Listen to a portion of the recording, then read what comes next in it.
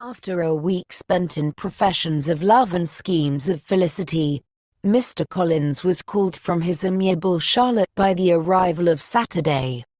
The pain of separation, however, might be alleviated on his side by preparations for the reception of his bride, as he had reason to hope that shortly after his return into Hertfordshire, the day would be fixed that was to make him the happiest of men.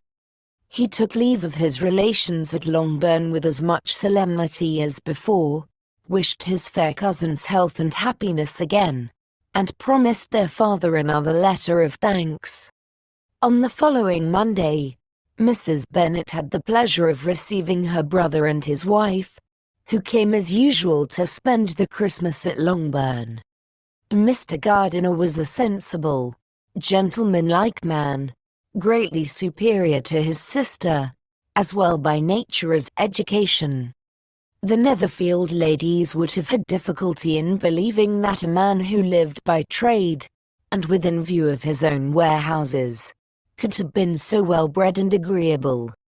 Mrs. Gardiner, who was several years younger than Mrs. Bennet and Mrs. Phillips, was an amiable, intelligent, elegant woman, and a great favourite with all her Longbourn nieces.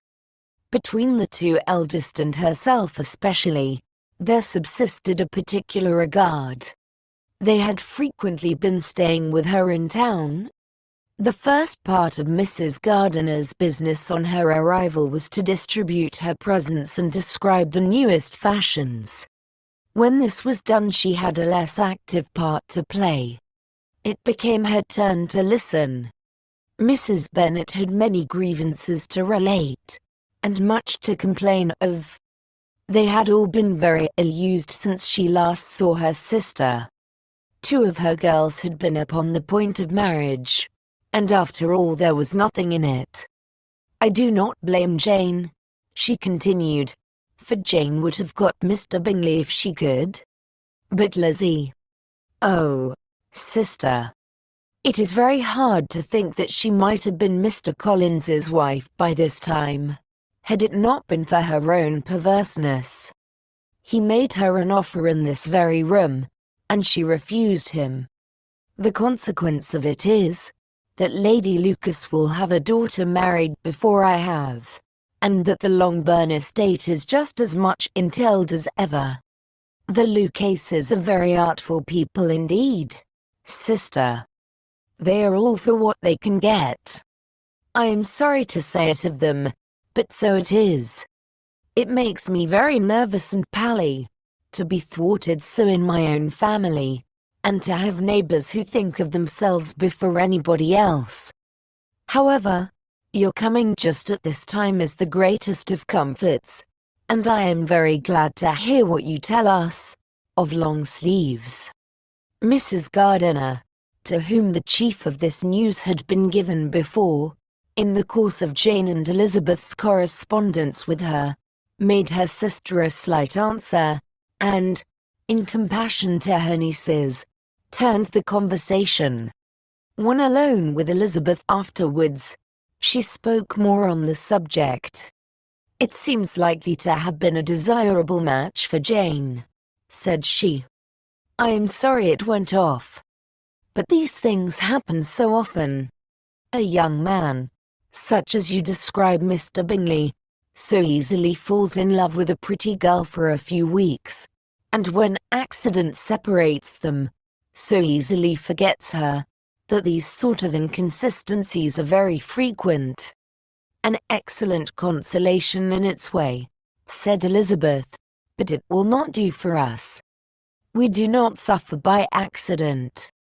It does not often happen that the interference of friends will persuade a young man of independent fortune to think no more of a girl whom he was violently in love with only a few days before. But that expression of violently in love is so hackneyed, so doubtful, so indefinite, that it gives me very little idea. It is as often applied to feelings which arise from a half-hour's acquaintance, as to a real, strong attachment. Pray, how violent was Mr. Bingley's love?" I never saw a more promising inclination. He was growing quite inattentive to other people, and wholly engrossed by her. Every time they met, it was more decided and remarkable. At his own ball he offended 2 or 3 young ladies by not asking them to dance, and I spoke to him twice myself, without receiving an answer. Could there be funny symptoms? Is not general incivility the very essence of love? Oh, yes, of that kind of love which I suppose him to have felt. Poor Jane. I am sorry for her, because, with her disposition, she may not get over it immediately. It had better have happened to you, Lizzie. You would have laughed yourself out of it sooner. But do you think she would be prevailed upon to go back with us? Change of scene might be of service, and perhaps a little relief from home may be as useful as anything.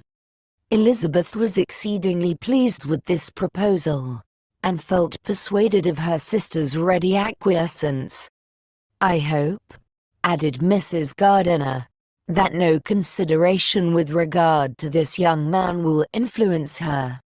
We live in so different a part of town, all our connections are so different, and, as you well know, we go out so little, that it is very improbable that they should meet at all, unless he really comes to see her. And that is quite impossible, for he is now in the custody of his friend, and Mr. Darcy would no more suffer him to call on Jane in such a part of London. My dear aunt, how could you think of it? Mr. Darcy may perhaps have heard of such a place as Gracechurch Street, but he would hardly think a month's ablution enough to cleanse him from its impurities, were he once to enter it, and depend upon it, Mr. Bingley never stirs without him. So much the better.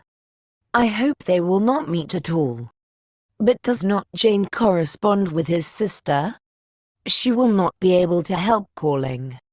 She will drop the acquaintance entirely. But in spite of the certainty in which Elizabeth affected to place this point, as well as the still more interesting one of Bingley's being withheld from seeing Jane, she felt a solicitude on the subject which convinced her, on examination, that she did not consider it entirely hopeless. It was possible, and sometimes she thought it probable, that his affection might be reanimated, and the influence of his friends successfully combated by the more natural influence of Jane's attractions. Miss Bennet accepted her aunt's invitation with pleasure, and the Bingleys were no otherwise in her thoughts at the same time, than as she hoped by Caroline's not living in the same house with her brother. She might occasionally spend a morning with her, without any danger of seeing him. The Gardiners stayed a week at Longbourn, and what with the Phillipses, the Lucases, and the officers, there was not a day without its engagement. Mrs. Bennet had so carefully provided for the entertainment of her brother and sister, that they did not once sit down to a family dinner. When the engagement was for home, some of the officers always made part of it, of which officers Mr. Wickham was sure to be one, and on these occasions, Mrs. Gardiner, rendered suspicious by Elizabeth's warm commendation, narrowly observed them both, without supposing them, from what she saw, to be very seriously in love. Their preference of each other was plain enough to make her a little uneasy, and she resolved to speak to Elizabeth on the subject before she left Hertfordshire, and represent to her the imprudence of encouraging such an attachment. To Mrs. Gardiner, Wickham had one means of affording pleasure, unconnected with his general powers. About 10 or a dozen years ago, before her marriage, she had spent a considerable time in that very part of Derbyshire to which he belonged. They had, therefore, many acquaintances in common, and though Wickham had been little there since the death of Darcy's father, It was yet in his power to give her fresher intelligence of her former friends than she had been in the way of procuring. Mrs. Gardiner had seen Pemberley, and known the late Mr. Darcy by character perfectly well.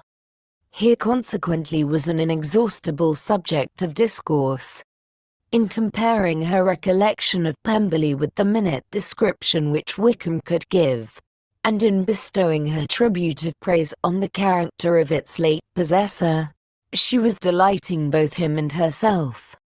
On being made acquainted with the present Mr. Darcy's treatment of him, she tried to remember some of that gentleman's reputed disposition when quite a lad which might agree with it, and was confident at last that she recollected having heard Mr. Fitzwilliam Darcy formerly spoken of as a very proud, ill-natured boy.